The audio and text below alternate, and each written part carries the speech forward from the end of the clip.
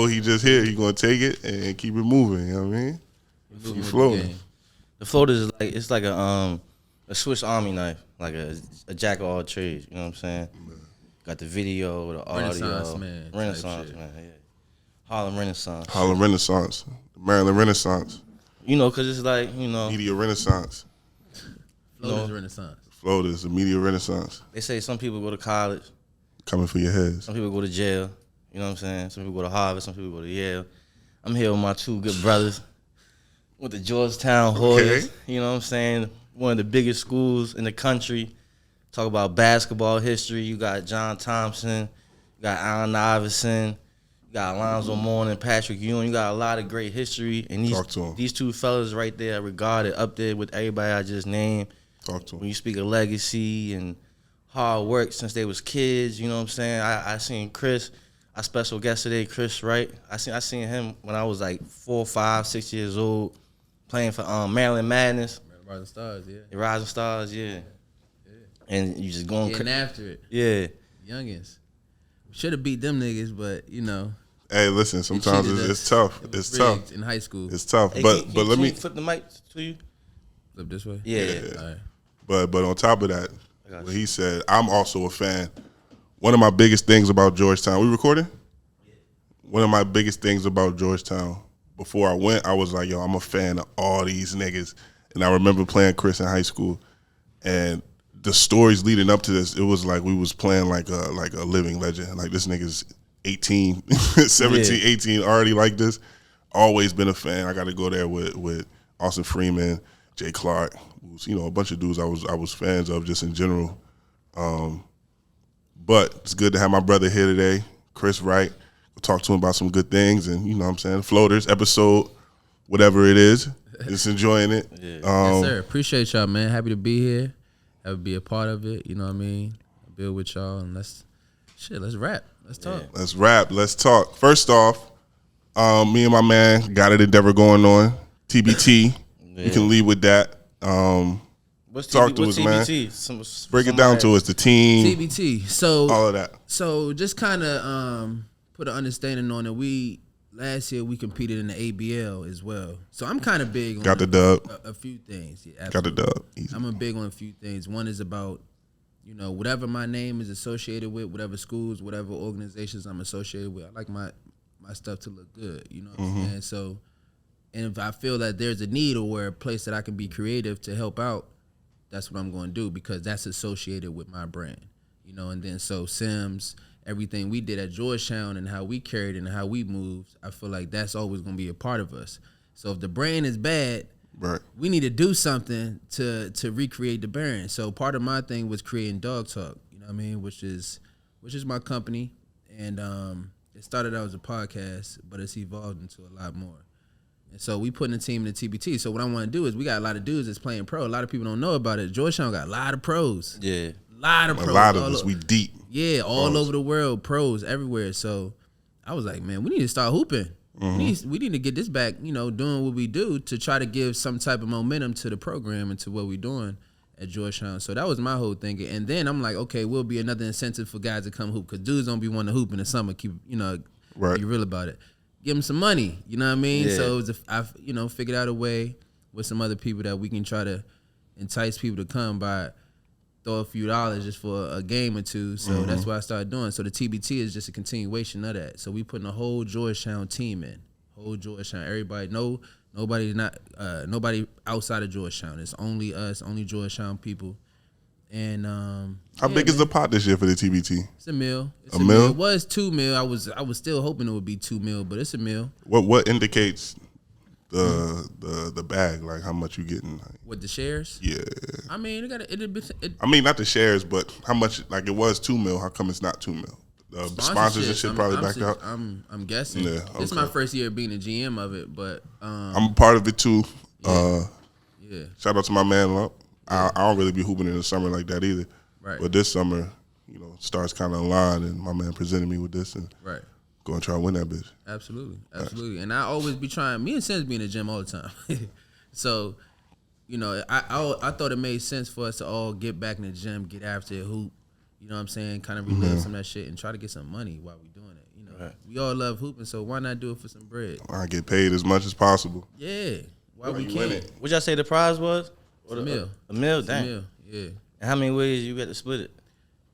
So we're gonna have to split it. It's gonna be 11 of us, coaches, and then you got some boosters. Depending on how much money we get from the boosters. You want to pay them back, but Yeah, we got to pay them back, and I came up with a system to pay them back, which makes sense for all that comes on board. But yeah, I mean, it's a start. That's what people like. Any money in this type of shit, we win $5,000. That's good bread. You know what I mean? Just off the strength of we hooping, and if we play well and win a title off of this, everybody gonna eat more off of it. So you're gonna get your bands or whatever. It's just a matter of trying to put the right, product on the court out there and produce, and then the rest will take care of itself. But we'll talk about the shares. We'll talk about that internally. Okay, yeah, I was about to say you can't talk about splits. I was just seeing how you was gonna answer that. Nah, we can I'm talk part of about them splits. shit. You heard? Yeah, we'll talk about that internally when it comes time and everything is situated. But Because if a nigga not scoring for real, then it's like... nah, but you're a part of the team. It's Right. part of the team. So Niggas if niggas busted down over points per game, son, can you imagine how niggas would shoot the ball? That shit's gonna fly. facts. And the way to kill all that noise is you get something established from the rip before anybody get on the court, before anything happen. Like, look, this is what it is. This is how it's gonna be. Yeah. Like that. You know what I'm saying? The ABL, the other joint that we playing in, is similar, is another joint though that everybody's guaranteed to make money. Right. You know what I mean? So Part of that too. Last year we played Maryland, beat their ass. beat the dog shit out of Maryland. Oh my God, it was ugly. It was ugly. They came back. They came back with some guys this year though. They did. They ain't fucking around. They ain't come right last year. They know they didn't either. They knew thought it. it was sweet. Everybody thought it was sweet. I don't understand why. You was in the gym, like Yeah. niggas say, y'all niggas practice? Like, yeah. Yeah, real life. Like we was running sets, running up and down the court. We was Hell getting yeah. after it, playing ones and all that. Tell me, man, because I know you big on legacy. You got your kids, your family. One thing I admire about you, you're a family man. It's awesome. Tell us a little bit more about that. The little ones, CJ growing up. I know he into the hoops now. I know you got him into baseball, everything, man. Just talk about your family. Tell me about it. Well, I'm just continuing the legacy, man. I got a strong tradition and stronger black men in my family. I've been black women in my family, so that's just part of me doing what I got to do to continue moving forward. It's kind of it's a foundation that was set, and I've been blessed to have a foundation where I've seen people like me, look like me, whatever, do great. So and have families young and all that. Like I come from a big family. My grandfather's one of 16. You know what I mean? Right. So like we got family reunions, we meet up and all that stuff. So that was always engraved. So I wanted to be a dad as early as possible. Yeah. I wanted to.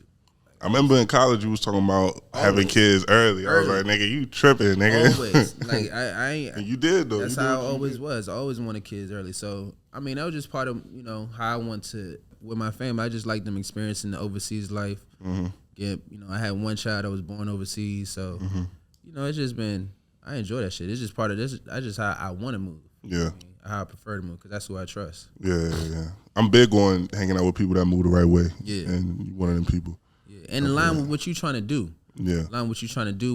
How you trying to make decisions. You know what I mean? So that was my biggest thing. Well, when I first started going around Henry, so I ain't know how to move the right way.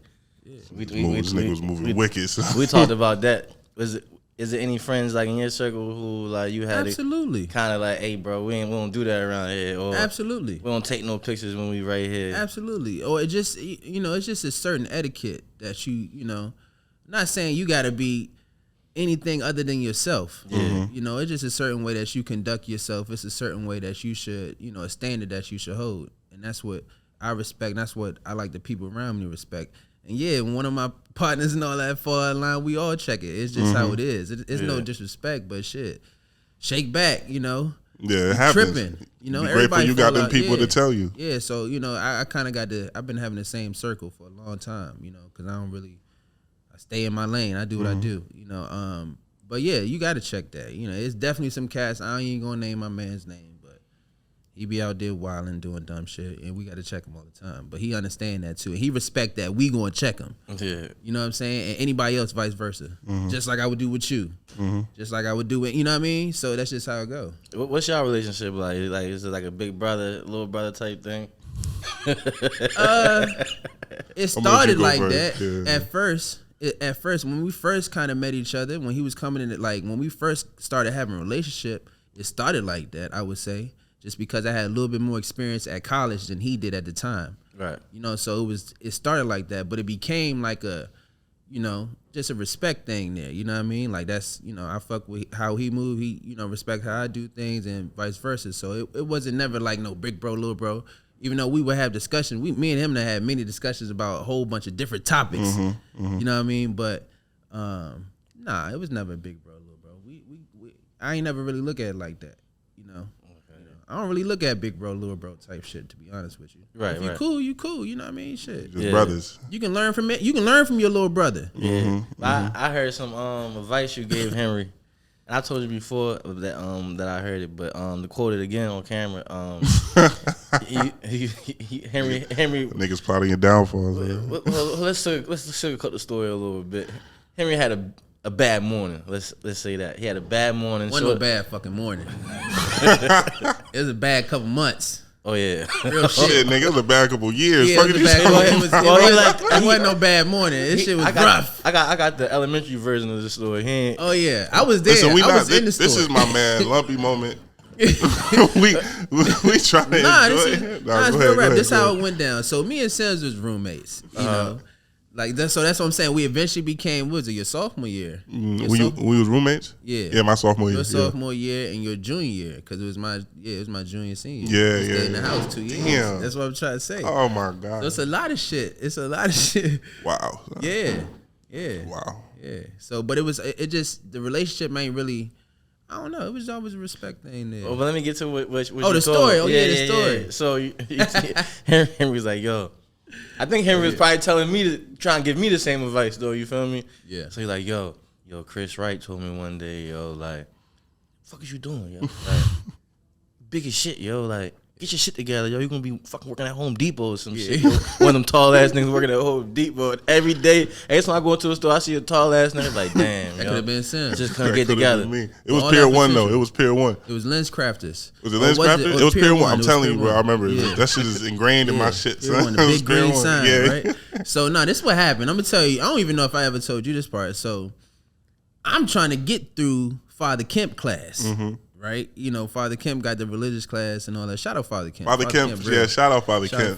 Father Kemp helped us out. Yeah, 100%. Man. And so he came to me one time. He was like, "Hey, you gotta talk to your boy Sims." He was like, "I don't know what I'm supposed to do. I don't know. Can you talk to him? Can you figure it out? I want to help him." That's what he was saying. I want to help him. He said, but I can't. And this is not the first time he came to me either. You know, this is the continuation. This is, you know, he's like, Chris, what the, you know? And so I got tired of hearing about Sims. I probably was dealing with some other situations too. Right. And it just, you know, so I said, small thing to a giant. Yeah, just another thing of another. So I'm like, man, and my man was supposed to be playing. It was another reason why I was pissed off, because he was supposed to be on the court playing. Facts. But he was on some nutty shit. He was on some Bambi shit, man. You know what I'm saying? But so I was pissed off. So I remember pulling him on the stage. You were free. I was like, yo, free, go get this nigga, man, for real. Because I was getting tired of it. You know what I mean? I was getting fed up. I was like, yo. And he came in the locker room. Came in the stage. You know how Sims what, right? So this nigga always about to sound like a fucking ape or some shit. Right. Fuck out of here. You already know. So I'm pissed off, right? I'm like, yo, what the fuck is you doing, man? Like, just like what the fuck are you doing? What you thinking? Like, you got basically everything at your disposal. Everything you want. You can really control your destiny right now if you want to. But you out here fucking around off some stupid shit. It's not even nothing that's difficult. That's what I was trying to explain. You letting this trip you up. Like, come on, son. What you want to do? You want to be the dude that's moving how he's moving now? Or do you want to be the guy that's, 6'9", working at Lens Craft or Pier 1, like I said? Like, what you want to do? So and they're going to be talking like, damn, Slim, he used to hoop back in the day type shit. Yeah. You know, that's how I came at him. And I remember he looked down, he was like, damn. That shit hit. I ain't gonna lie, because it was a Pier 1 around the corner from the crib, and I was like, I'll be damned if I go to work at that. You know what I mean? With all the potential that you got, you know what I'm saying? No disrespect to anybody that's working those jobs, but I'm just saying, for a person of his stature and how I saw him and how I viewed him, I'm like, yo, come on, man, this wouldn't be suitable for what you trying to do. Yeah, so The contract you signed. Us here at the Floors want to thank you because without you, none of this would be possible. Yeah, that probably combo. Been co-workers. That combo. That combo stuck with me, son. Nah, he would have figured it out. I think he would have figured it out. It was just that at the time, sometimes you need somebody to tell you something correctly, even if it ain't in the tone or the manner that you want to hear it. Yeah. You know what I mean? For it to get through, like, damn, that's what I'm looking like. You know what I mean? So that's how I kind of took it. And I feel like that's part of that's your job as a point guard, as if you feel yourself as a leader in your community. Shit, you see somebody of value, or you see anyone, because all people got value. If you can't see them and honestly be real with them, and they receive that, then you're not really doing too much out here. Yeah. You know what I'm saying? Like, I ain't gonna lie, Lump was one of the first. His nickname Lump, by the way. Let you tell him that story.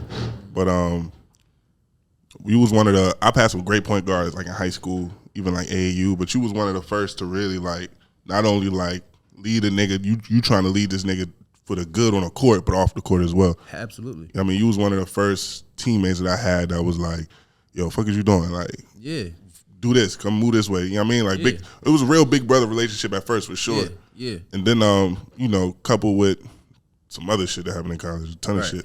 Right. But, you was part of that process for me, like, really figuring this shit out, like, being like, all right, I got somebody I can relate to, somebody I can talk to, and, like, when shit ain't right, I know I can go holler at my man, and he gonna tell me the shit I need to hear. Because I was cool with hearing the shit I needed to hear. Right. But me, sometimes it was the messenger, not the message. You know what I mean? So it was like, it depended on who told me. You could tell me something, and I could completely disregard it, but you tell me, and you know what I mean? It means something else. Not saying I don't listen to you, my man. Nah, but you know what that means. And he's saying that just because he feels the same way about you. Yeah. That's why he's saying he's pointing at you, because he can, like, this, you know what I mean? That type shit. But the point is, I think it's about, you got to make the person, whoever you talk to, you got to make them feel important. Right. To the point where now they feel appreciated and relatable. Now they can open up to you. Before, ain't nobody trying to hear that shit. Mm-hmm. Yeah, you hear it, but all right, yeah, whatever. Yeah. But if you really go to somebody and show that you, then it's on them at that point. Yeah. Like you see where they kind of struggling at. Yeah. Like, I understand you struggling with this. And I ain't dissing you. Yeah. I ain't disrespecting you. I ain't clowning you. Yeah. I ain't coming at you saying you the worst. I'm just saying, nigga, I don't care it'd be what worse you do. not to say something. Yeah, like, I don't care what you do. You can party, you can do whatever. Don't go to class. All right, but at least be top tier on the court. You know what I mean? Don't be, be sharp. Yeah. One of the, you gotta balance that shit. Yeah, you gotta balance it. You gotta do one or the other. You can't be doing both like this. You gotta balance that joint. That's the whole thing about. That's what I learned about college. I don't know what you learned about college, but I learned how to talk to motherfuckers. You know what I mean? How to talk and work your way out of situations. Yeah. More so than anything technical or you gotta learn how to network, talk to people, what type of experiences, and then once you start to connect with people, then you start figuring out, okay, you don't really gotta go by exactly the rules of what they say. Yeah. It's a lot of shit you can do. Speaking on that though, I'm kind of spoiled by, I guess, my access to you all, like, Georgetown legends, professional basketball. A lot of people don't have access to that, so it's a big deal when they see y'all, when they meet y'all. So what's it like interacting with people like throughout your whole journey, your career, even from when you was a kid? I was always taught to be respectful, show people respect. You know what I'm saying? Like, that's how I move. I show everybody respect. I ain't gonna diss you. I ain't, it ain't about nothing to me. I'm cool, and I respect all people. That's how I was. So if someone comes up to me, I remember walking up to a superstar, and it's another thing. That's another thing I would like to say is that most people don't. I had people in front of me that were where I wanted to be in terms of professional, in terms of top tier basketball players that was showing love to all the kids, that was coming back and teaching the kids, that was coming back and you can see them work out, that was coming back and kick it with you. So for me, I felt that that's what you're supposed to do. You know what I mean? You ain't supposed to.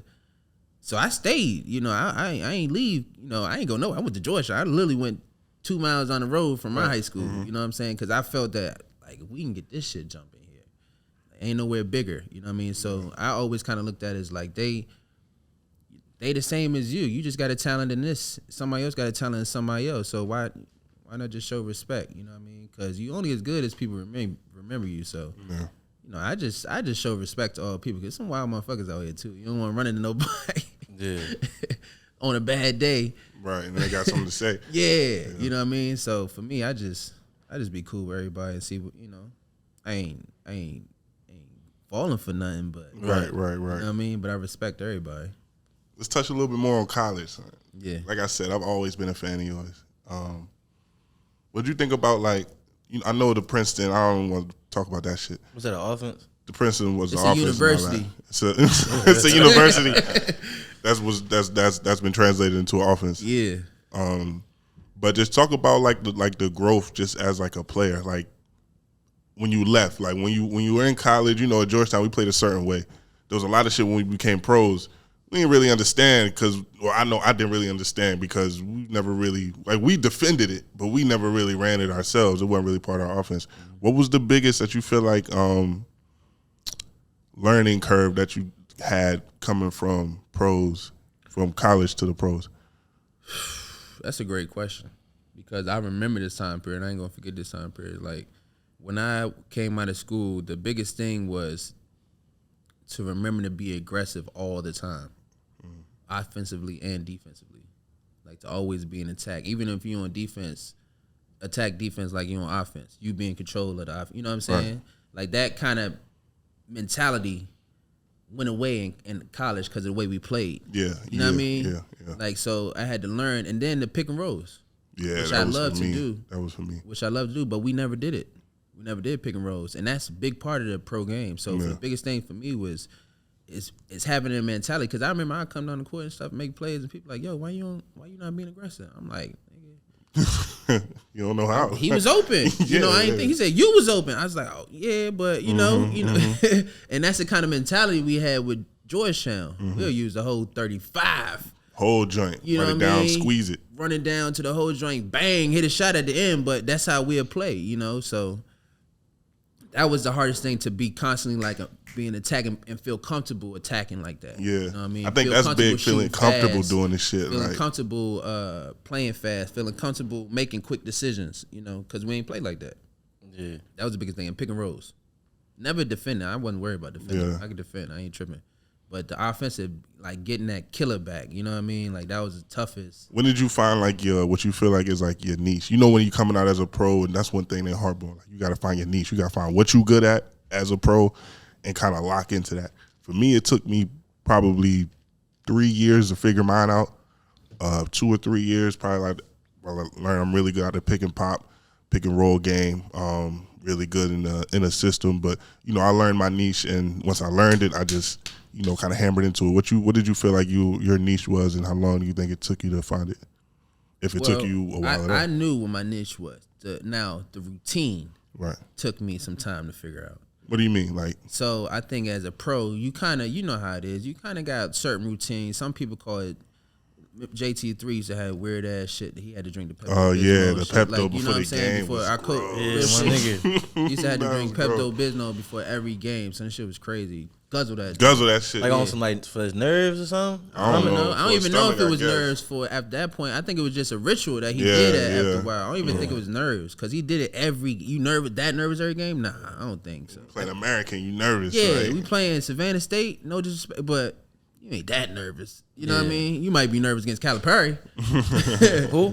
Calipari. That was at Memphis. Memphis. We was at Memphis at the time. Kansas right now.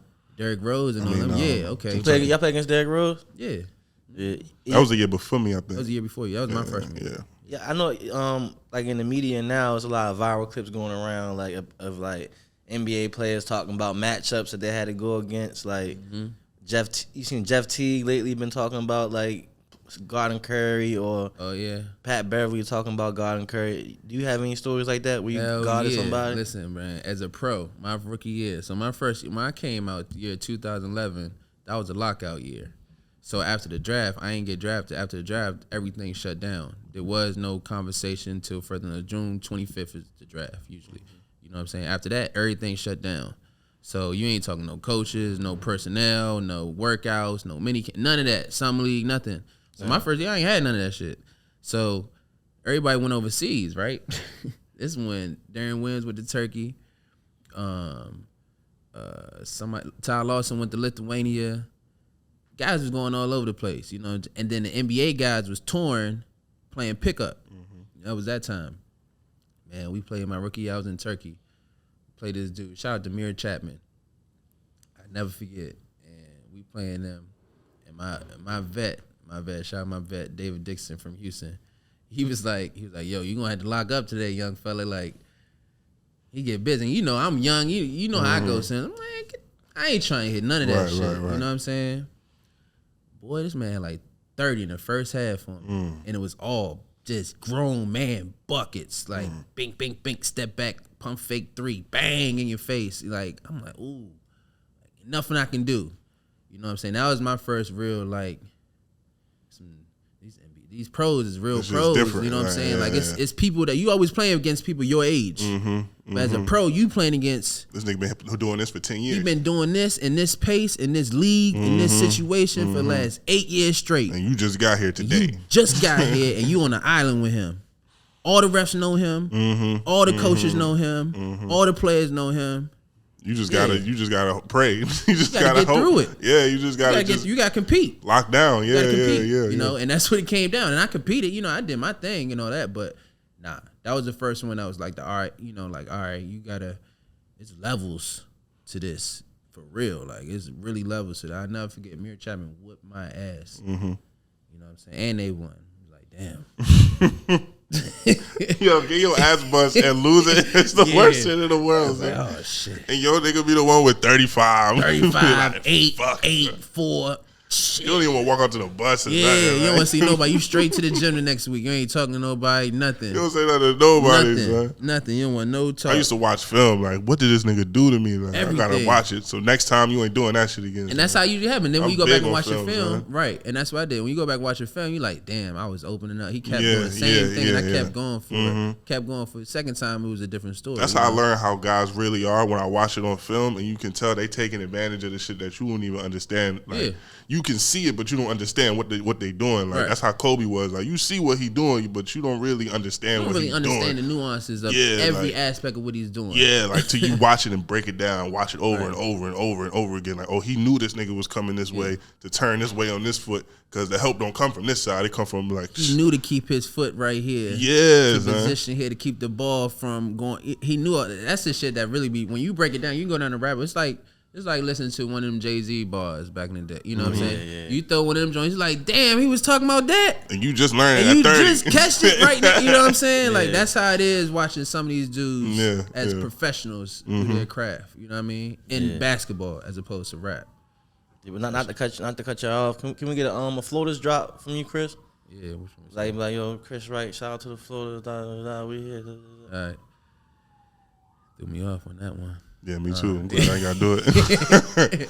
Throw a Dawg Talk to him, Chris Wright, Dawg Talk, and the floaters. I got you. I'm gonna figure it out. When I'm looking at the cameras. Just, yo, what up? It's Chris Wright from Dawg Talk chiming in with the floaters. And we're gonna be right back. Right back. Do one more time, shit. No, I'm that's on my it. phone. Are we good? All right. We'll be right back. They gonna see. Hey, what you thinking about coming up with like a strand one day? I would love to. What would you name your strand? Lumpy. Lumpy. Oh shit! Smoking on that lump pack. Yeah. Nah, we ain't gonna say that. We're gonna say Lumpy 47 or some shit. Yeah, right. It shouldn't be that lump.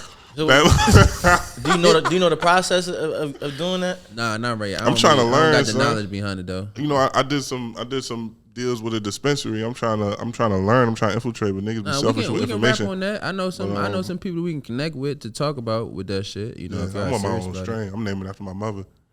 I'm naming that shit Lump. I want some floater shit, man. Blue hairs in that bit. I might name that shit DTS, Dawg Talk Studios. Dawg Talk Studios strain. So talk about Dawg Talk though. So like what's some like future endeavors or like current endeavors y'all got going on? So the foundation of Dawg Talk is that we started because Mac McClung that played at Georgetown was talking shit about how we don't got no media support. He don't feel no alumni appreciation. The Sixers, right? Yeah, the one and dunk contest. He was at Georgetown. He was talking about that. I was like, you know what? You right. Right. You're 100% right. 100% right. I agree with you.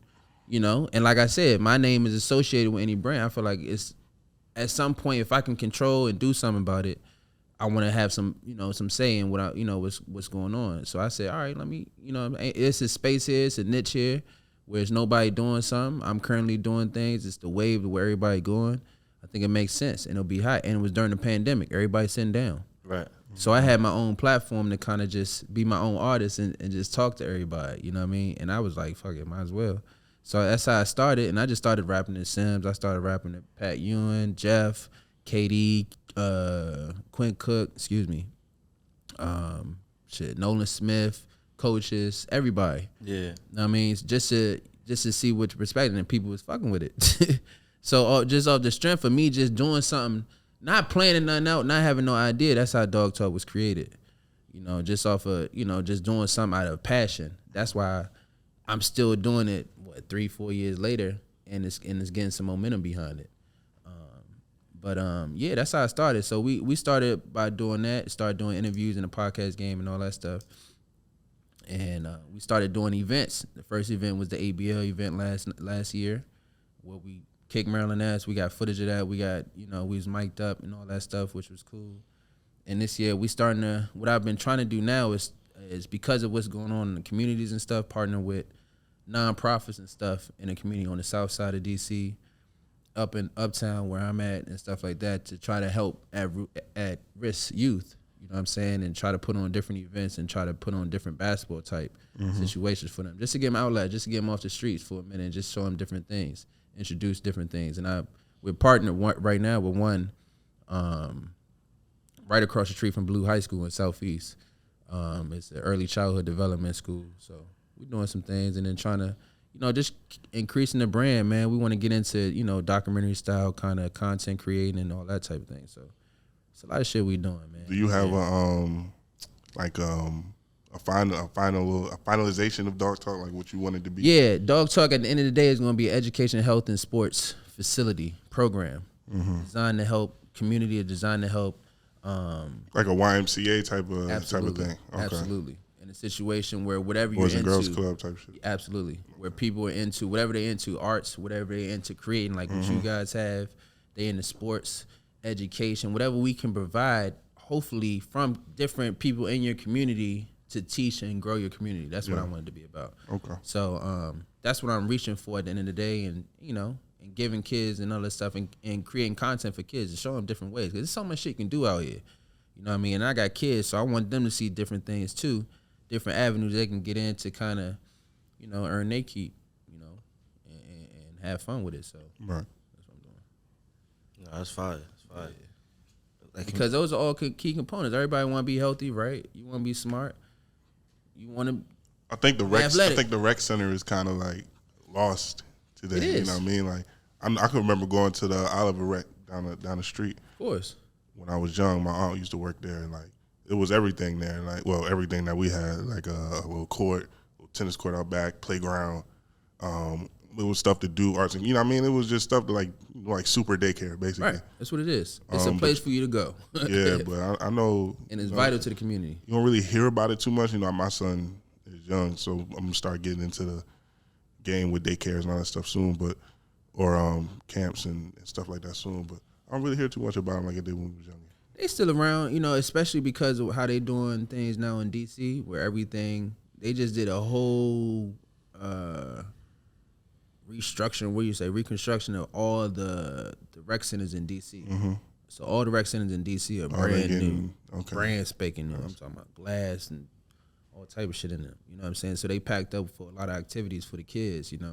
It's also came with a lot of gentrification in the city as well. Mm-hmm. A lot of things that happened. A lot of big business came into DC, so that kind of changed, how, the aesthetic of how everything is in DC. But yeah, so that's why I feel like, because the youth, man, you gotta touch the youth. If you really trying to make a difference out here, you really trying to have some type of legacy or leave some type of culture, you gotta go to the youth. Yeah, you got to, because these are the next people. You was looking at somebody else, so they gonna be looking at you the same way. And if you want to create some type of culture, then shit, you gotta have something to offer. You gotta have something to offer, and it gotta be real. Because at the end of the day, when they get older, they gonna be able to check everything you said. Right. Mm-hmm. Remember when so and so and none of that was telling me that was some now. Bullshit, and then now it's everything documented. You know what I mean? So that's what it's so. That's what it is now. Before that shit wasn't documented. Now everything fact checking. Yeah. So it's important that we we lead and show these kids what's up for real. I feel like niggas is saying everything where shit can be documented too. Like, niggas don't just keep a thought. It's either on Twitter, it's everywhere, on Instagram. I don't say nothing. Threads. I don't say shit on shit. I don't say nothing. I keep nothing personal, to nobody. personal, whatever. I don't do that. I think it's, you gotta remember, like, that social media shit that's marketing, bro. Like, people like, this isn't who I am. Like, that's what you putting out there, so that's what you are. I've been having to dial down my shit lately. I've been doing good, but I'm used to kind of not being nobody to now I'm, you know what I mean, a little bit. People, man got a little sauce behind his name now. People who may know, like, especially stuff like this. It's when people watch this. Talk your shit, yo. Niggas know who you are. That's not what I was doing. doing. That's what you doing. That's what it is. But that's what it is. That's what it became. That's what we're talking about. Right. So it's like, let them know the magnetic is Big Nero. It's people that's Big Nero, more, never little nigga. It's people that Big know. Nero. Big Nero. Hottest producer in the city. Oh Look, shit! come on. Yo, what these other buttons do? Hold on. Why you tell me you had these, huh? Yeah, they imaginary. They came with the joint? Nah, I was like, damn, y'all niggas got me dirty on that. Yeah. But I figured, because I got a sound, but I figured that's what you was doing, playing some shit. Yeah, but no, but look, what I was saying is, I gotta dial down because there's people that don't know me and shit like that. Or turn it up. Yeah, it's people that I might not be talking to that can take offense to what I'm saying and shit like that. Turn it up. And it's just not good for me. So that's what I would say. Turn it up? What you mean? Do it in more? In terms of don't be shit. Own your space. Yeah. Be you. You know I would say be you. But that's what I'm saying. But you ain't gotta be gotta balance it. You ain't gotta show everything. That's what I mean. Like, I don't gotta say everything. Yeah, I don't gotta say everything. Go back to what we were saying about how to move. Like, you just gotta know how to move on that shit. That's what I'm saying. You can. It's a way to not be, to come across as disrespectful or not, but still be real. Yeah. Still be honest about what you saying. You know what I mean? On how you feel and what you doing. That's what I'm saying. Turn that shit up. No, but I'm talking about, like, I might have a situation with one person. Get on the internet, man. Niggas got me tripping, and then I can't do that no more because somebody I'm not talking to might think I'm talking about. Oh yeah, them. don't do that. I mean, that's like 101. Playing into the game. How to move. Online. Just how to move. Yeah. We can't move. But like it didn't matter before. That's what I was saying. Like, it never mattered. Like, nobody was checking for me and shit. Yeah. This year. Yeah, learn how to move, nigga. But speaking of tweets, Keke Palmer, back to Keke. Her boyfriend, baby father, right? Yeah. She was dancing with Usher and shit. She was out Vegas. Usher's doing like a residency in Vegas. Right. So if you go to Vegas, you just nice night out, go see Usher and shit. Right. He does this thing where he goes to the crowd. Like, say it's a celebrity in the crowd. I think it's a certain section in the crowd that he's gonna go there and serenade or sing. You know what I'm saying? Joe Budden was on there one time. Joe Budden gave him the strong that, like I did thing, and you know what I'm saying? He danced with his woman. Have some respect, nigga. Yeah.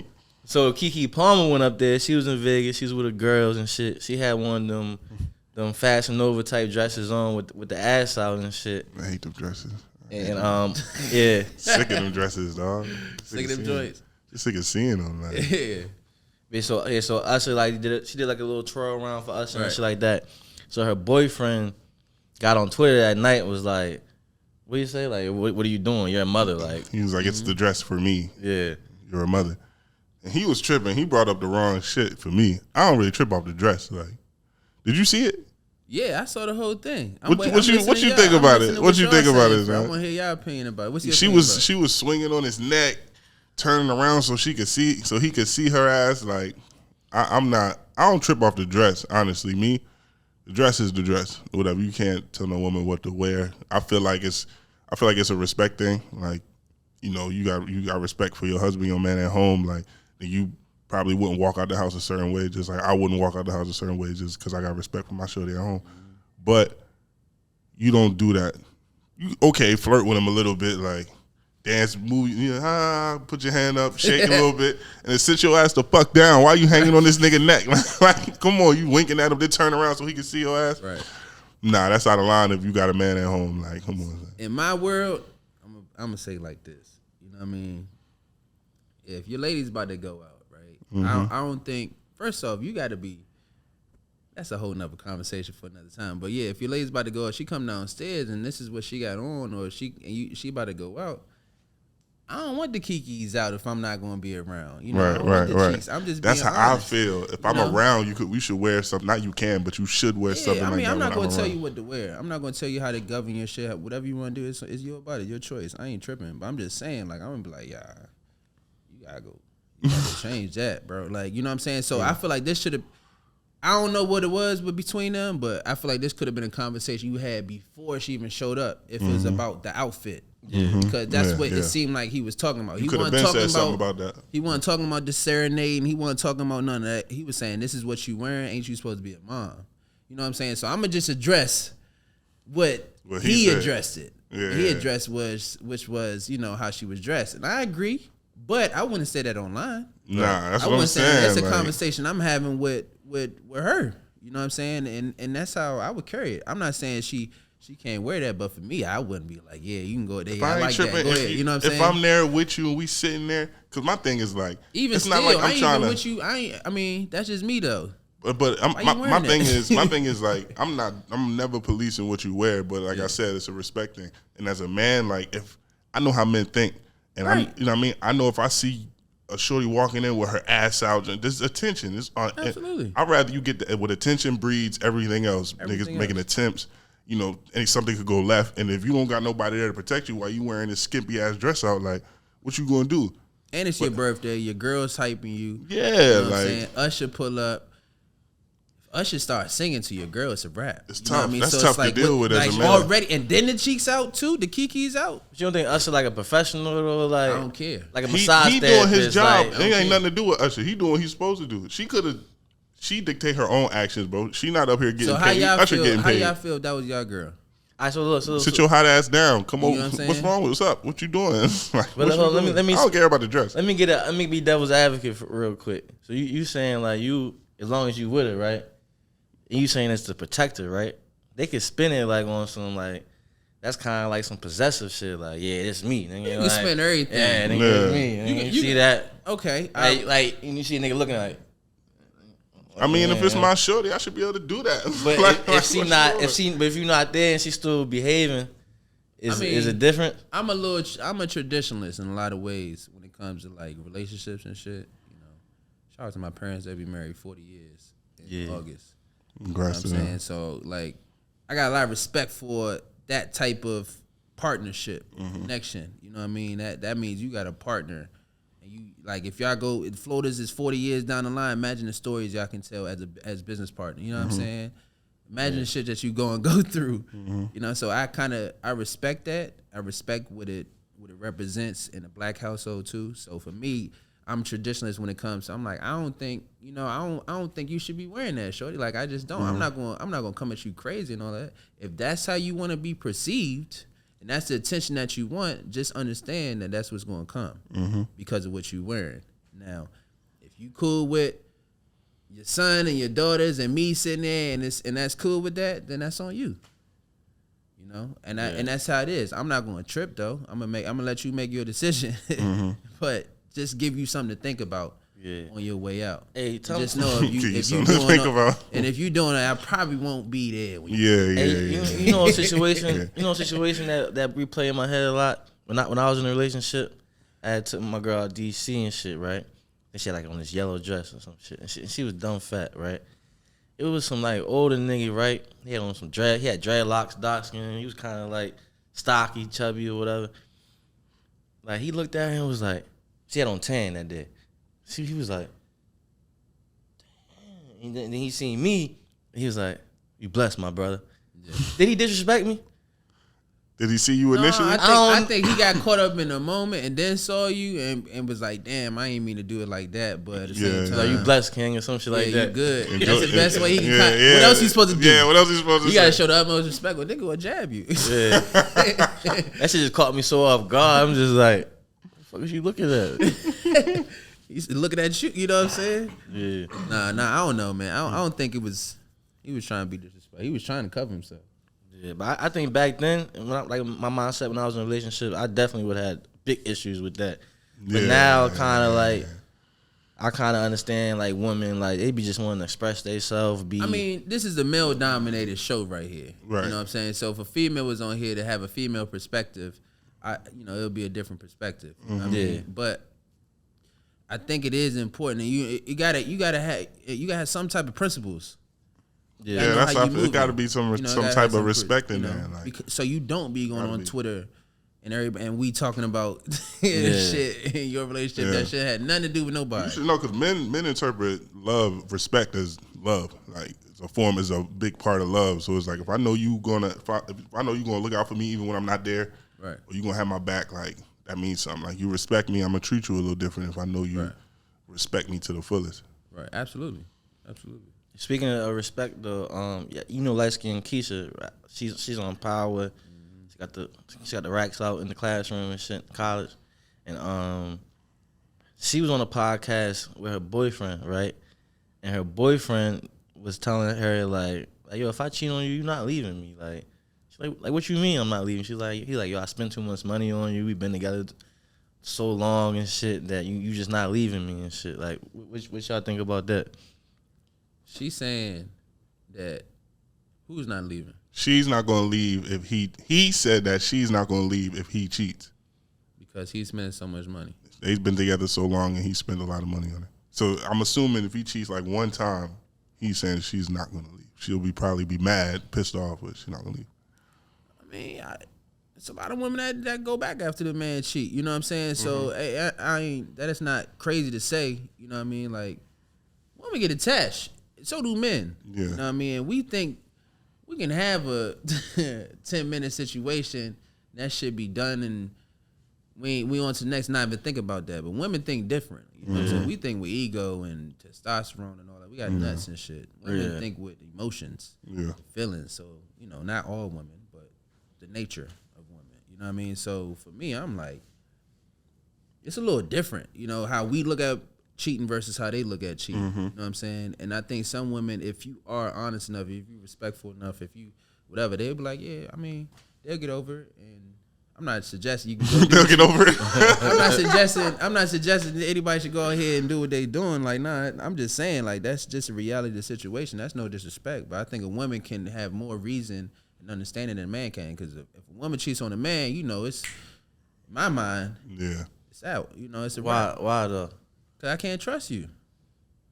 Because it means more when they give it up. Type shit. That means you got to attach to somebody else. Crazy. Because you already been emotionally attached to them. For you now to give your body to them, damn. Because the emotion comes first. The emotion comes first. Like you gotta grow a relationship and attachment with this nigga. For us, we could meet a chick, like her, boom, That's boom. what I'm saying. Timmy, you out of there. You ain't never gonna see her again. You don't know her name and all that shit. This nigga done courted you. Probably had to come get your number once or twice. He know what type of coffee you like. He been around for the last 3-4 months, just hanging around, not doing nothing, but just been around and shit, kind of checking y'all out. He always, that type of situation, And then niggas not snitching for real. Like, if a woman is in a relationship and she got a side nigga, that nigga gonna take that shit to the grave for real. Yeah, that nigga gonna say, hey. Women have really definitely messed up the side chick situation. What you mean? Because they don't respect the boundaries, and I ain't got no side chick. I ain't got no side chick. But this is one of the reasons why I don't. You know what I mean? Because they don't respect the boundaries. I don't think. Like, I think a woman that's willing to be a side chick, son, will easily fuck it up. Yeah, because if Shorty tell you only hit me Wednesdays, Fridays, and Saturdays, you gonna hit her Wednesday, Fridays, and Saturday. You gonna figure something else out to do, or somebody else to deal with. Monday, Tuesday, and the rest of the days. Now, if the girl's a side chick, you gonna say hit me up Wednesday, Friday, Saturday, but some point she gonna start hitting you up on Monday and Tuesday. Just thinking about Sunday, you. Yeah. You know what I'm saying? Or gonna pop up at some shit. You know what I mean? I feel like a man can be more kind of like, this what you want my role to be. I can do that. I play my role. Women because of the emotions and shit, and that's normal. You know what I'm saying? But like it's harder for a woman to be a side chick. That's why if you gonna have more, you just gotta be real, bro. You gotta have. She gonna want extra shots, and she ain't gonna like her role on the team. Right. She gonna want more minutes. Yeah. You can't have no more minutes, baby. Hey man, rotation is only so many minutes. Get your money up. They trying to get that prize. Prize money. Get your bag right. So you can have 4, 5, 6, and you can be real about it all. Yeah, you know what Adam 22 is? Yeah, You heard about that whole shit? That shit is weird. That's a whole nother. That shit is satanic to me. Yeah, like, that's some.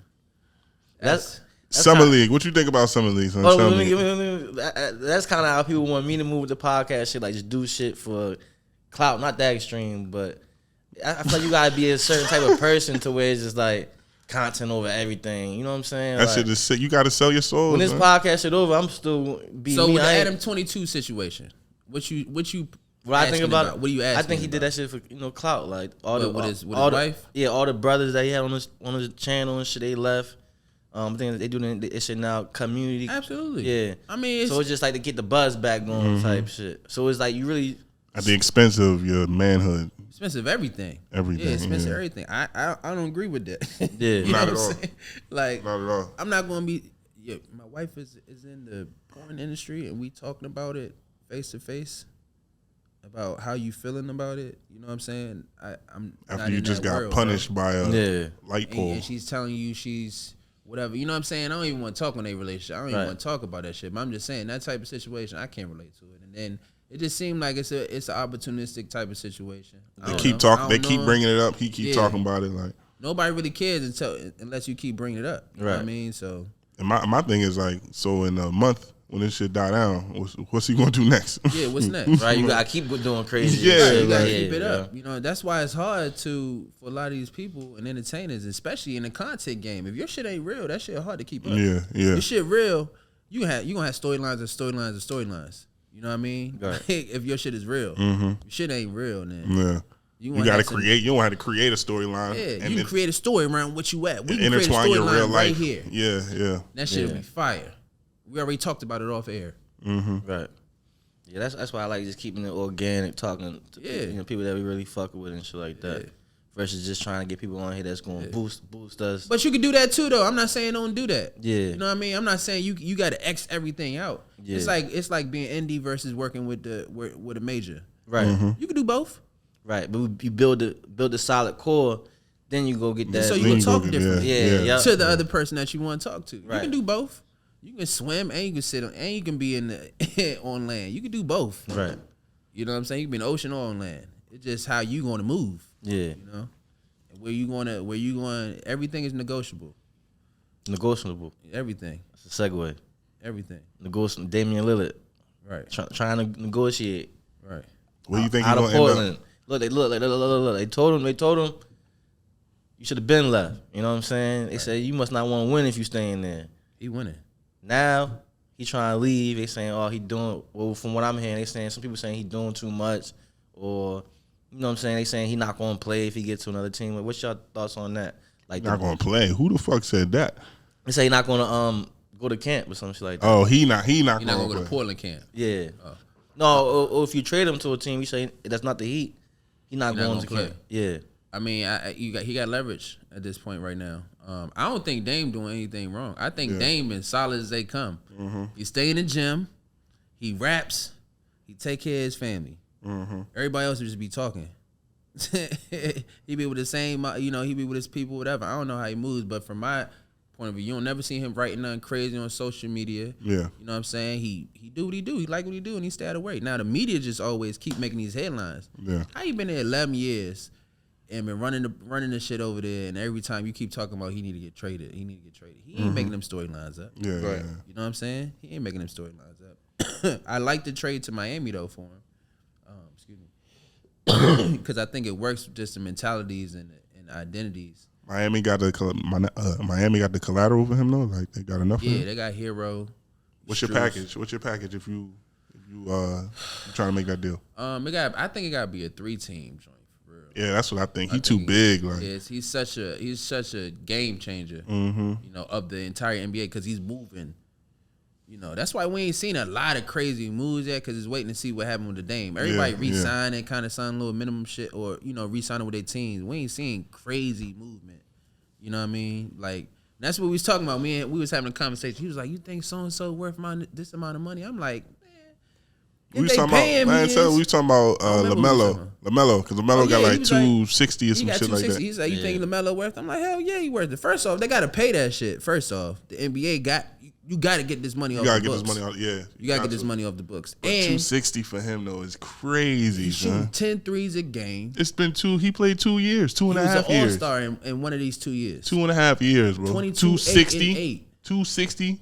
Who else you going to give it to? I mean, yes. 260. Who else you going to give it to? I don't know. 260, son. That's a lot, that's what he son. worth. That's a lot, son. Nigga could run out the league with $1 billion. 10-year career, son. You get an extension every 4 years. You leave that bitch with $1 billion. 800 mil.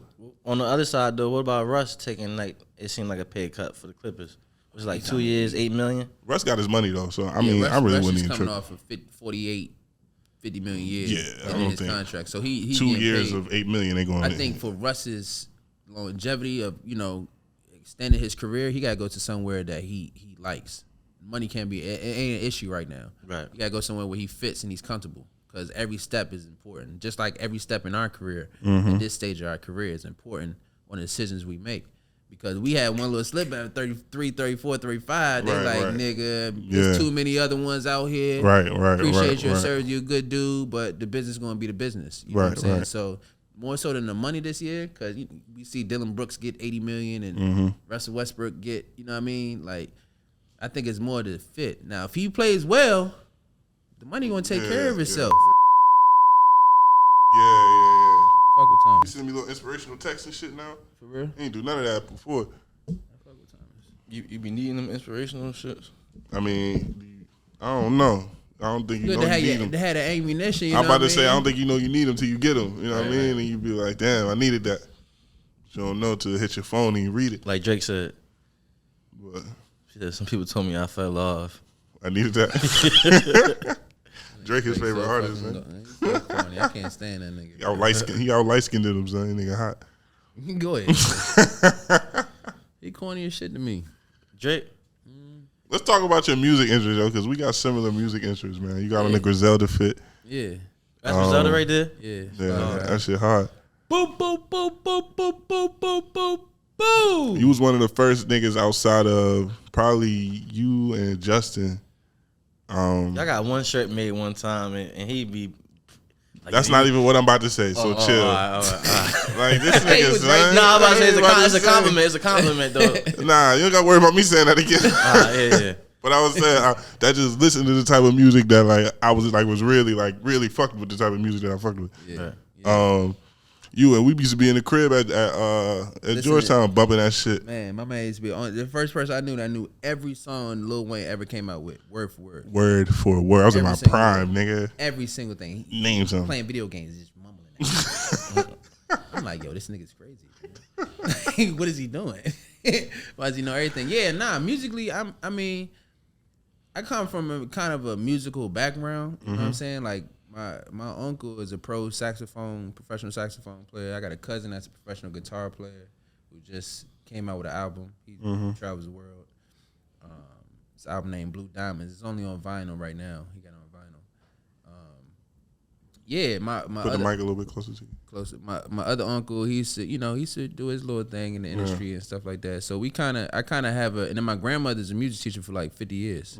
So It's in your blood. yeah, you know what I'm saying? So I like the sounds. And then being from the DMV, like we got our own sound too. You know what I mean? So and I like live instrumentation, so I was always big on concerts and hearing music, live drums and you know what I'm saying, guitars and singing and all that shit. So I kind of got into music like that. And my pops, my moms, they heavy into music. They going to concerts every weekend to this day. You know what I mean? So yeah, that's how I kind of got naturally. And then hip hop. Hip hop was a major influence. What you doing, man? Straight. Making sure I didn't fuck up. Yeah, so hip hop was a major influence on that shit. Nah, you good, bro. Hip hop was a major influence on music. You know what I'm saying? And I really got into the lyrics more so than the gimmicks. Before it was like, Who you listen to now? right now who I'm listening to is Killer Mike. Heavy. Yeah, the Killer Mike album crazy. Heavy. Killer Mike right now. I'm listening to I've been listening to a lot of Future. The more I go through shit with bitches, the more I listen to Future. Like that. The more I listen to Future, I'll be like, But he be talking that smooth shit too. Nah, he be talking that he swag do. too. So he gave you a whole bunch of different flavors. You know what I mean? But I like that old. I like rap. I like lyrics. I like to hear how you gonna put it together. I like the wordplay. You know what I'm saying? Real MCs. You know. Niggas that can rap. That saying really something can with go. this shit. You know what I mean? And then I like live music. So for me, in this, I'm always listening to Killer Mike. I like Killer Mike. I'm always listening like. In this area, it's Cole and K-Dot for sure. I don't know. I like a lot of shit. I like a lot of old shit too, though. You know, I like a lot. Like Black Thought is one of my favorite artists. You know, Common was one of my favorite artists. Scarface is one of my favorite artists. Obviously Jay and X and all that, but Wayne is one of my favorite artists. You know what I'm saying? Like it's so many different. Then I like KRS-One. I said that. Did I say that? KRS-One. Yeah, like you said something about him off mic. Yeah, he's crazy to me. I don't think nobody in rap can really fuck with him ever. Yeah, there's so much substance in everything he said. So much. One bar. And you like, woof. It was a lot. You know what I'm saying? So I just appreciate hip hop, and I appreciate all the different forms. Just like in basketball, you kind of got different forms of basketball and generations. Used to be a big man era, used to be a guard era, so now it's a shooting era and all that. I appreciate all different. You know what I'm saying? What about YouTube basketball? I like that shit. Like Baller's Life and all that. Yeah. They be going. I like it. I ain't gonna lie. I respect it. I respect it too. I say that. Yeah. I don't know about like, I like it. I respect. I don't I wouldn't sit there like watch it. It's a continuation of what we knew of and one. If it's just it's the same thing. Yeah. But if they went against like my shit just be blowing me when they be going against like niggas in LA Fitness, just random ass teams. Like if they went against each other more often, I'll be more of a fan. Yeah, like, I mean, whatever. Or like man. touring and shit like that. That's one thing. And you've been all over the world. You've been over too. You seen how it is overseas. Yeah, like we spawned Italy. Yeah, we spawned. yeah, right. Where we was at? Treviso, right? Y'all that's played light. against each other. Yeah, you was front court right there, I right? had the media pass. Facts. Oh, you was there. You was crazy. there. Got the dub. Yeah, got the joint going. Nah, we actually lost, but I was boogieing that. That was first game of the season, wasn't it? Nah, that was when we came to Treviso. Oh, that's right. like That's halfway right. through That's the right. That's season. right. I had COVID, right? I ain't play. Nah, you ain't play. Yeah, you played the first game, got about 4 minutes. This nigga played like 4. Yo, you know what's crazy? So we played then, right? We had a bet going. I don't like the bet. It really shouldn't count because you ain't play. You know what I'm saying? But it is what it is. But they won. Sales was talking big cash all shit. summer. We Wild end up shit. get the schedules come out. We in the same country this year. We played each other first game of the season. First game in the joint, right? He talking big trash, and I ain't gonna hold you. I knew how he was coming. You know what I'm saying? I was ready to tear them niggas up. Our team knew what was the situation, right? And I was like, yo. Like everybody knew too, even the coach was like, yeah, we scout report the whole week. It was for Sims. Like he's the main, he's the main actor. He's the main player on their team, right? Man, this dude played 4 minutes. 4 minutes though, off the 4 bench. 5 minutes tops the whole game. Because of COVID? No, because the coach just be doing that sometimes. Then when Sims would play, you gonna throw him out there. I was about to say some shit. When we say it. Okay, go ahead. You can say it. Nah, I ain't gonna say You it. can say it. I ain't gonna say it. Coach was a dumbass. It's the floaters, man. It's the floaters. It's the floaters, man. You know Was a dumbass. Oh Nah, man, it ain't even that. It just it just is what it is, man. It's It's the life. thing about Europe. They got a different way of seeing the game than we see the game. You know what I mean? Like even in Spain this year, we saw it. Like Spain, you played 25 minutes. That's a lot of minutes you playing in Spain. You playing around 18, 20 minutes out there. Out of what, like 48? Out of 40. It's a 40-minute game. 40 minutes. Here is 48. 10-minute quarters. In FIBA, like European basketball or overseas competition is 40. Yeah. So it's less time. Those 8 minutes, you can get a lot done in 8 minutes. 2 minutes a quarter. It's a different game. Yeah, It's a yeah. different game. It's everybody in the court a paint. little more It's narrow. Smaller. Yeah, it's a completely different game. It's more team oriented. It's more space. You can actually guard overseas. Like you know your what I mean? best player in Europe might come off the bench and average 9 points. Right. That probably be the best player on the team. But he's shooting like 58%. Mm-hmm. Shit like that. Nigga had 14 points to be the savior of the game. Yeah. Like that nigga went crazy. Right. Yeah. Or had 5 points and be the hero. Mhm. Like, 5 and that's points what and happened shit. in EuroLeague finals this year. Real Madrid played against who they play against? It was Sergio in it, right? Sergio had the last Real 5 Madrid, or some shit like that. They play. Who they play against? Olympiacos. Yeah, So Real Madrid play against Olympiacos. Olympiacos got a player Sasha Vincenkov that's just got signed to the Lakers. I mean to the Kings. Excuse me. He signed a 3-year like $20 million deal. Mm-hmm. He was the EuroLeague MVP. and they was winning the whole game. My man, one of my favorite European point guards, Sergio Rodriguez. Sergio Chacho, crazy to me. He's my favorite point guard in Europe. Yeah. Period. I don't care. He's nice. Like, he's stupid nice. And the game just like he got a certain type of like elegance and kind of just swag out there on the court. I'm like, damn, this nigga nice. You know what I mean? But the other one is his man, Sergio Yul. I rock with his game too. Right. He ain't see the court the whole game. They losing. They down 10, 12. They losing the whole game. Sergio Rodriguez, they call him Chacho, started going crazy, making every play, dimes, threes, and ones, going crazy. They get back in the game. They put Sergio Yul in for like the last 2 minutes. This man hits the game when it wins the Euro League. At the buzzer, bang! They draw up the play for him. Yeah. Last play of the game to get a bucket. We down by 1. They draw the play for him to get a bucket. He comes in, boom, knocks it out. You know what I'm saying? Like, he ain't played, but he's a star. He's a legend in EuroLeague. Probably the most games played ever, some of the most points in EuroLeague Final Four. Don't play. Get in the game, hit a game winner. Europe, they do shit like first 5 minutes, you fuck around, have 2 turnovers the first 5 minutes, you done the whole day. Like you ain't seeing a game. They gonna be immediate like he wasn't ready. Yeah. He wasn't on it. He didn't go through his normal training today, right. And they gonna say some shit that you did mentally. He just didn't have the feeling. Yeah, he just wasn't there. I don't know. Yeah. Così fai. I don't know what he was doing. That's a lot of players. There's a lot of players that struggle with dealing with like the different social barriers of playing overseas and stuff like that. Yeah, it ain't easy.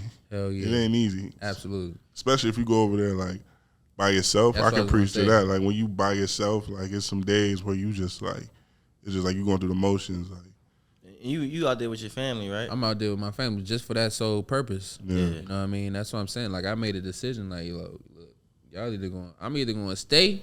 I ain't hooping no more. Y'all come with me. Cause one, I ain't trying to be out here solo. And I got kids and the whole situation, family and all that. That time was my girlfriend and all that. Like that shit ain't gonna go nowhere if I keep going overseas all the time. Right. You know what I'm saying? And I want to be around my son. It was just my son at the time, so I was like, y'all just gonna have to come with me. You know what I mean? So I did that, but it has been times in months or 2-3 months where I'm there alone. That shit different. That shit is different. Wild. It's it get tough. You know what I'm saying? You start to, you gotta get yourself out of that shit. You gotta come up with a hobby or something. Figure out something. Do something. Thank God for Call of Duty, nigga. Yeah. What? What? You be on Call of Duty? Nah. Me, I'm not a video game player for real. I read a lot. You know what I mean? So I get into books and shit. I go. Fuck them books. Nah. Fuck them books. I fuck with the books though, but when I'm bored, I don't want no book. But like the history shit, I don't want no fucking book. Nah, I do. I know it's crazy. I'm a little nerdy with that shit. But like with history and shit, I'm big into history and shit. Like where I was at this year, this shit crazy. I thought it was crazy at least. I was playing in Zaragoza, Spain, right? The region, like the province, is called Aragonia. So Aragonia is the king. It used to be ruled by Muslims 400 years ago. Our history starts 400 years ago. 400 years ago, that shit was ruled by Muslims for like 400 years, you know, in the past before that, right? Then King Ferdinand, Queen Isabella. King Ferdinand is the first king of Spain, I think I'm correct on that. The first king of Spain, and then Queen Isabella she was from there. He married Queen Isabella, right? Those two people funded Christopher Columbus to go discover the Americas. Christopher Columbus is from Italy, as we know, and learned and studied. He wasn't Spanish. He was Italian. Colombo. Yeah, Cristoforo Colombo. He studied in Portugal. Learned under Portugal. Wanted to go sail from there. They like, nah.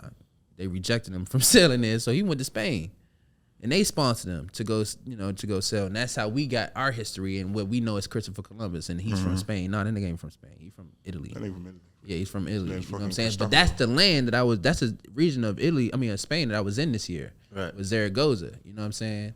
And King Ferdinand. And they speak Spanish differently than the Spanish we'll hear here. We hear South American Spanish here. You know what I mean? We hear like Latin Spanish and all that shit. Different. They speak a different Spanish in Spain, bro. That shit completely different. It don't sound nothing like that. It completely different worlds. You know, so that was, you know, it was interesting in Spain this year. But that shit was live though. It's real. Yeah, talk about like the I know like talking to Henry and shit, he feels like it's like it like makes his life and kind of in fragments. Like when he's home, it feels like it's like a rush. 3 months, you home for 3 months, and then you back there 9 months. It's hard to kind of get some going, or some type of consistency with things at home. Trying to speak for you and shit. That's why he's a scientist and you the engineer. Yeah, just like the song with 3K and Killer. Hold on, I'm the scientist. I'm the scientist and the engineer. Well, let's not dwell on that. Especially, see what I'm saying? Niggas want all the credit. You can't give niggas a little bit of credit. You want to be the scientist and the engineer. But ain't an engineer God scientist? Damn. Listen, so all that. It's a science to engineering. You complimenting each other. You know what I'm saying? Right. So and that's what I'm saying. Not to say somebody got a role, but I'm saying, like, because he can't be present all the time, you got to be the conductor. Right. In the instance, that's what I'm saying. I'm not saying you ain't the scientist too. No, I was playing. Yeah, I know, but I'm just saying you got to be making the ship shake. Yeah, when he ain't, you know what I mean? And that's the toughest thing about being overseas, for real. Because there's so many things that you want to do. And when you leave, it just be like, once you get off that plane and you be there, you be like, it's like that shit just stopped. Right. And then when I heard that, you know, like, you think of Henry or y'all, it's like, man, that nigga good. You know what I mean? That nigga ain't tripping about nothing. Ain't nothing really going on. But I learned recently that you never know what somebody's going through, and having something comes with the negative sometimes. So hearing that, I kind of pride myself in, like, man, I got you. Like, I'll hold shit down while you gone type shit. So that's what's up. That's the added value that you bring. You know what I'm saying? As a team, y'all a team. Y'all creating something. Y'all created something here. Y'all got some fly shit going on here. You know what I'm saying? So if one person is handling some business in another another world, another spectrum, you gotta hold it down. That's part of being a team. You know what I'm saying? That's what it is. And for me, it's hard for me to establish that with somebody else while I'm away. So he's fortunate that he got you to establish that with. Y'all kind of got the creative background. You know what I mean? Both in the creative mindset to stay on the same wavelength. That shit is valuable, man. If I would have that shit. And shout out my man. He has been holding it down. Yeah, you gotta show love because it is what it is. You know, I can hold Dawg Talk down too. We can talk about that. We can figure some shit out. But I'm just saying, like, that means a lot because not only are you on the business side, which is not always good if you're friends and business partners, but y'all got an understanding of where y'all both want to be because y'all friends. This has been a journey though. Like, we had to we had some talks. Cause before this, I never talked about money with Henry. You know what I'm saying? It's a different shit. Right? I ain't want to bring up money. Like, you know, you got it. Take you into a whole nother different stratosphere. With a nigga, so he like, oh, all right. Cause I feel like, you know, he probably deal with a lot of shit with people on money that. Absolutely. I ain't ever want to, you know, ask him for money or talk to him about money. But then, like, months go by in the business, like, nah, fuck that. You know what I'm saying? I already knew, like, it was like when we first started this out, it was kind of like almost taboo. You wouldn't bring it up unless I say something. Yeah. And so we had to have a talk. I'll be like, yo, just tell me, my nigga. Like, I know you ain't about to ask me for $20 million. Like, just tell me. We trying to do. If you gonna ask for $20 million, make it worth it. Right. Yeah, and if it makes sense, and that's you know what I mean? That's what we on now. That's what I'm saying. $20 million, you're gonna be hurt. Like if this is the one that's that's okay. Everybody ain't got in their crews, right? Everybody got somebody that's gonna come up first. Mm-hmm. Hopefully, if they get to that point, they're gonna come up first, right? Now, I think the job of everybody else, you want everybody to have their own kingdoms, but the job of that person and everybody around him now is like, all right, he the one that's running right now. You know what I'm saying? How can we create off of him, off of what he's doing? Not use him for every aspect of what we doing, but how can we create? All right, look, Sam, I need, and treat it like a real business. Throw me 10 bands, man. Throw me 20, 50, whatever. You know what I'm saying? But if it makes sense, then it's like, nigga, it's not like that. It's more like, okay. All right, let me hear more. What's the numbers on that? Because I used to ask him, I'd be like, yo, what equipment we need, what we need. And like, he would kind of like dance around it because I know this shit expensive. Like, this shit ain't cheap. Trying to be a production, so you need cameras. Cameras ain't cheap. Lenses, all this shit. Like, I'm prepared. Like, type of person I am, I prepare for the worst. So if you hit me like, yo, since we need to talk, I prepare myself for the worst. Because anything other than that, I can deal with. And that's what I'll be like with him. Like, yo, just tell me. The worst I can just say is just no. It's not gonna be like no. It's probably be like not right now. I trust you that we need it because you know more about this shit than me. Yeah. And before that conversation, I looked at it like, nigga might think it's, it was annoying or like nigga in my pockets type shit. Nigga's always annoying when a nigga asks for money. Right. Forever. Right. But if it's something to accomplish a goal, it's different. Not if it got something where you can get some return. That's what I'm saying. If it's to accomplish a goal, it's less annoying and it's more like, okay, this is a planned endeavor. Like this is a plan to capitalize. Let's turn this, this. It's not really spending, it's more 5%, investing. You know what I mean? Yeah, but this whole situation that we in, this whole like Florida shit, this shit kind of like, so somebody would come in here and he not here, like they thinking it's all me, you know what I'm saying? And before I'd be like, nah, I got a partner. And now it's kind of like, you know what I'm saying? He'd be like, yeah, it's all me. Nah, it's not all me, but I'm not gonna dim my light. You hold it down. You hold it down. Yeah, for turn sure. it up. That's why I was saying from the beginning, turn it up. Yeah. Because I don't mind being that nigga in the background. I like it. Huh? I don't mind being that nigga in the background. I don't think you do. I don't think you do at all. Yeah. Super pause. But anyway, You paused that, but it was mad shit you could have paused this whole interview. Because I'm thinking of a nigga in the background just staring at niggas while you try to get your shit off. Yeah, go ahead, my fault. Nah, that's so cool. where y'all going with the floaters? What y'all trying to do? What's the mission on this? I think for the just to keep it short, the long-term goal is to be like a network. We got our own show, kind of like a BT, A&E, TLC type of thing, where it's just like we got shows, we got stuff running, our own content, original content, other people's content. What kind of content? I mean, if we were talking a network setting, like, I don't know, like a talk show, and I feel like in the future it's going to be less like TV shows on networks and more like broadcasts like this. Kind of going to like a podcast. Like you might have one person's podcast from this hour to that hour, the next person podcast. Kind of like like on Apple where they got a bunch of podcasts, but just in a TV type of setting where it just kind of loops all day. Right. You feel me? You should know what I want to put, like, because that's it. But what I want to put before that is the brand. You know what I'm saying? Mm-hmm. Like, I feel like floaters could be something like Supreme or some shit like that. Like a lifestyle brand. Yeah, to where it's a lifestyle brand, but we also have a network. We bite, brief intermission. The floaters. That's our shit. Where would you be without the floaters? I ain't cut that out. Boo boo. Where the Griselda? Yeah, so you said NBA Summer League. What's his name? Kai Jones? Nah. Fuck that.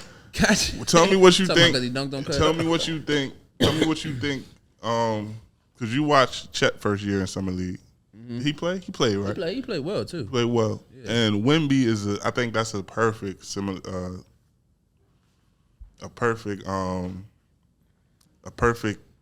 two to pair against each other as far as like just skill, height, all that stuff.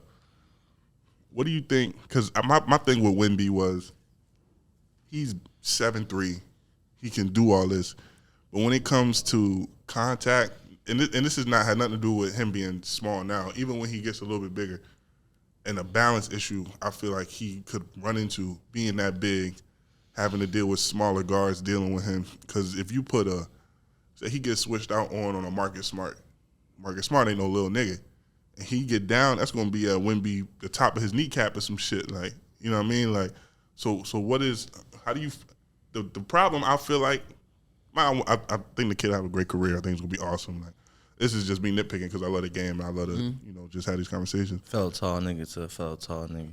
So when it come to contact, boom, he gonna have 6'8" niggas guarding like Jeff Green and shit. So when he got to get low and get that shoulder into them niggas getting low too. Yo, how many more years Jeff Green got in the league though? He got 3. He got about 2-3, I think. Yeah. How old is he? About 36. Oh. Yeah. But his athleticism ain't going nowhere. Nah, he gonna be athletic till he does in the grade. He going my bad. I just know that's y'all Georgetown brother. Sorry, no. Shout out Jeff. Shout out Jeff. Shout out Jeff. Congrats on the chip. But yeah, like how do you feel about that? You think that's a real concern, or is it just like I don't think it's a real concern. I think it's a nitpick, but I get where you're coming from, because once he understands the angles, ins and outs of the game, if Marcus Smart is at his hip, he's just shoot. Yeah, turn and shoot. You know what I'm saying? Yeah. And get close. You know, it's ways to eliminate the disadvantages that he has because of his advantages. So for me, I think it's just a matter of him understanding the flow of the game, understanding the flow of the NBA, what that means, the flow of the travel, the flow of just the ins and outs of the league. I think balance for him is going to be probably his biggest biggest. And I don't see him as, even though he's skinny, I don't see him as weak. I don't see him as weak. That nigga weak, boy. He was getting thrown around. My issue was like he was getting knocked off lines. So every time he went to go dribble, like nigga would put a forearm on him and knock him off line. I don't think that was weak. I think it's just he ain't been in the gym. Maybe that's what it looked like too. He'll, because it just doesn't look as clean as I've seen him in overseas. He just ain't been in the gym. He's been on. I feel like he's been on the world tour. Oh, you feel like recently? Yeah, recently. I don't feel like he's been in the gym because he's been having to do so much pertaining to this number one pick. It's been hard. Not saying he don't work out. I'm saying that he just has so many other requirements from being a number one pick, coming from France and all that. Yeah. That's why maybe the first game he was a little. He missing dunks and shit. He was rough. Yeah, it was rough first game. Yeah, give him but the intangibles are there, and the fact that he's going to be an elite defender from the first time he steps on the court, because he's going to get 3 blocks minimum a game. That makes him an elite defender already. So, you know what I mean? I think right now he's obviously way more advanced defensively, not offensively, because he can have the ability to shut some, make some big. I think defensively is like a not even on ball perimeter defender, but I think especially as like a help side defender, he's just gonna it's gonna be a situation where like he's gonna be able to defend the 3 and get to the lob or get to the man in the same possession. Him in like a drop. Yeah, you know what I mean? Like if he comes off a drop, if you Wemby, defend both. All he gotta do is this. If you Wemby, right, and I get caught in the screen, and I get caught in the screen, I get caught up on the screen, you can contest his shot as Wemby, and then if I fall over and fuck up again, you can go back when that pass goes there. You can go contest that easily. Yeah. You know what I mean? So his impact he covers like that, so much ground, much ground without even trying. What he did the second game, which he didn't do the first game, was he played a lot harder. Number one, you're right. And his motor, and that was another thing I had with him. His motor was much better that second game. That first game, he was just like reaching for rebounds, and I know it because I've been in that situation too, where I'm not playing as hard as I should be playing, and instead of nose on the ball, chest on the ball, going to get it, you just reaching, trying to tap the shit, and that's just how the shit he was on the first game. Right. And he was better at it the second game for sure. He still, for me, in the moments, he was still floating a little bit. Yeah. No pun intended. No pun intended. Facts. No pun intended. I saw that. But he looked a lot better. I'm excited to see like what like. I seen he got his own rebound a couple of times and shit. Like, shot tap on it up. one side of the rim, ran out of bounds, got that joint. Yeah, nah, he's swag. I ain't gonna hold you. He a whole different. He gonna have some crazy highlights. Son. He's swag, son. Especially when he get all his athletic shit right. When it coordinates, when everything catch up, I think he's gonna. That's why I'm hoping. Around like 22, 23. I'm hoping we get a strong, healthy 15 years of him at a high level playing basketball. Because if we get that, no telling what he's gonna be. Giannis still gonna be a problem around that time. I mean, still be there. Giannis can do whatever you want. My Spurs, we've been waiting for a good pick, man. The Spurs, man. And being I feel that, and being in like a traditional, like I'm saying, the NBA when the Spurs looking good, when the Spurs is rocking, that should be jumping. You know it's a different feel. It's a different feel. Like that's what it makes. That's why when the Spurs, the Knicks be good. Like it's just a different feel. The Knicks gonna be the Knicks because that's the guard. So it don't matter if they win or lose because everybody gonna come. Regardless. But when they winning, it's a better NBA. No, it don't matter. I think it's a better feel to the league because they win in New York is popping. Like you've been in New York when the Knicks was nice. When Knicks tape.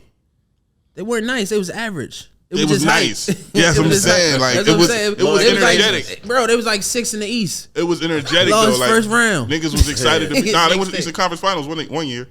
They got swept, right? But they was there, nigga. They was there. You had Indiana. Nah, you had mobs over there. Heat, the East was crazy. Boston. East was crazy. But New York being nice just made the NBA. It felt like the NBA was more competitive. My thing is this: the NBA wants to headlines of Boston, LA, Miami, New York. Know what I'm saying? That's what I'm saying. New York it don't matter who's in the Knicks jersey because it's Madison Square Garden.